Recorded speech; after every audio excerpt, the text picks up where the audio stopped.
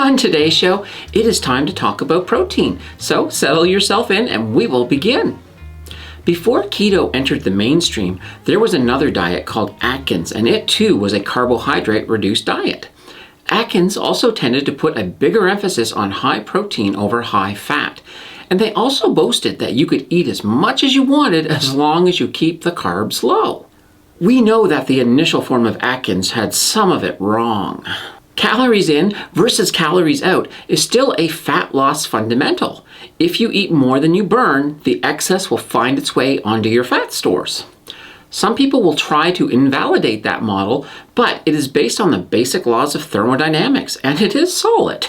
So if calories in versus calories out is true, how did people lose weight on Atkins? It's very simple. People lost weight on Atkins because, for the most part, the fat and protein helped them feel full at a caloric deficit. They were eating less than they were burning, but the satiety from the fats made them feel like they were beating the system.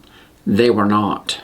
With keto, we have recognized the role of fat when it comes to satiety, and we have scaled back the protein to moderate protein instead of high protein.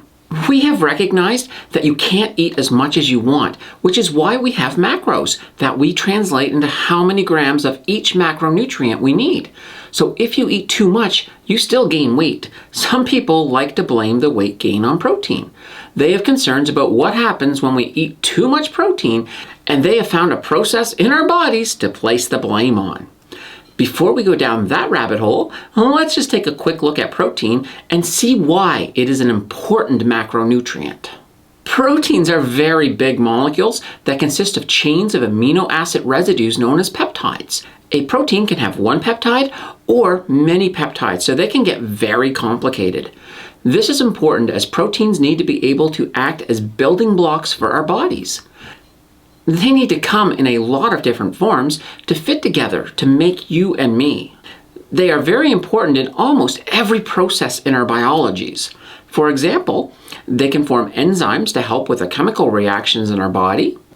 They can also form the scaffolding in our bones that makes them so strong. They truly are the most versatile of all the macronutrients.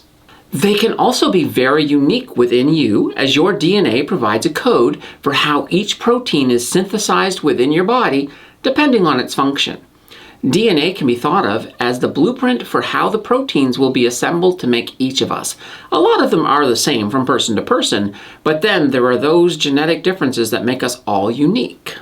With that being said, the protein we eat is not usable in its protein form. It needs to be broken down into amino acids. When you chew your protein, enzymes in your saliva will break down carbs and fats, thus making it easier to separate the proteins from the other macronutrients.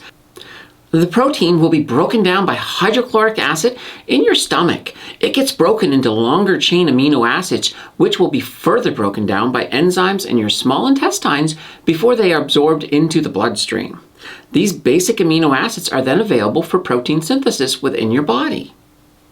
You have probably heard of essential amino acids. Of the 20 different types of amino acids, our bodies can make 11 of them. The other 9 we need to get in our diet, thus they are called essential amino acids.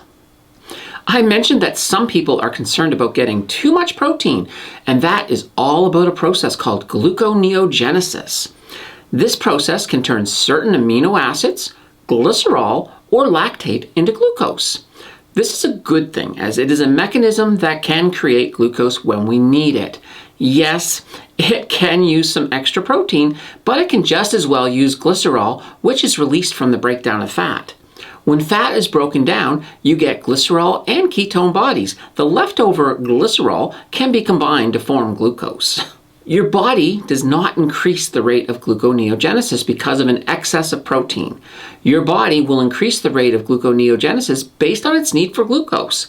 There are some processes in your body that do require glucose, and when you are on a low-carb diet, your body simply uses gluconeogenesis to get the needed glucose. But here's the best thing about all of this. Your body is only making the amount of glucose that it needs. There is no spillover of glucose for fat storage or to spike your insulin. You could increase your carbs to supply this glucose if you wanted to, but you will not get it right, and there will be leftover sugar for fat storage. Gluconeogenesis is absolutely not a concern. It will make whatever it needs, and that is fantastic news for your brain cells that do primarily get their energy from glucose. The real concern that is overlooked by the gluconeogenesis naysayers is that the issue is one of eating in excess and how that is tilting the calories in versus calories out scale in the wrong direction. Let's get to this week's weigh-in. Last week we came in at 312.2 with a weekly loss of 1 pound for a total weight loss of 27.8 pounds, which of course averages out to 5.6 pounds per week. We still expect that average to be trending down as we continue to level out that initial water loss bump. So the tail of today's scale is that I came in at 310.8 for a weekly loss of 1.4 pounds. That takes my total weight loss up to 29.2 pounds, and our average moves down to 4.9 pounds per week. By the time we move into March, the average should have evened out, and we will not be too concerned with that initial water loss bump anymore. If you are following along, feel free to let us know down below how you are doing. We are a community and we can and will support each other as we move along on this journey. Use the comments below as much as you want, and if you guys want me to start a Facebook group page, for our growing community, just let me know below and I will get that set up. Also, if there are topics you want me to cover, let me know and I will see about getting those done too. Normally, we are losing fat, but this is the part of the challenge where we are instead growing a little money. On this challenge, I am investing the money I save by eating keto into a stock I chose for this challenge specifically. I am doing this with Wealthsimple Trade, a super easy-to-use, commission-free, no-minimum online broker. I do have an affiliate link below for any Canadians who want to do this part of the challenge. My American and international friends will have to improvise with their own commission-free options. I worked out that I normally spend an average of $105 each week on my old standard North American diet. Now on keto, my average weekly spend will be around $75, which leaves us $30 to invest each week. I also do want to add, I source my high-quality meat from a local butcher. I am paying $3 a portion, which helps keep my keto price down, so I have more money left over. I chose an ETF called XEG, which is a great energy sector ETF that invests in a lot of the big energy stocks in North America. Yesterday, I added 2 more shares of XEG. The order was priced at $25.85, a little lower than last week, but not too bad. I now have 15 shares of XEG for a total of $197.10, which places my overall investment up by $12.22. Next week, we will add more, and as we go through this challenge, we will see how much it grows as we shrink. It will be fun. At the end of the year, I will take this investment and we will buy some new clothes, and I'll bring you guys along. Of course, the journey will not be over, so we will start this part again with a brand new ETF for 2023.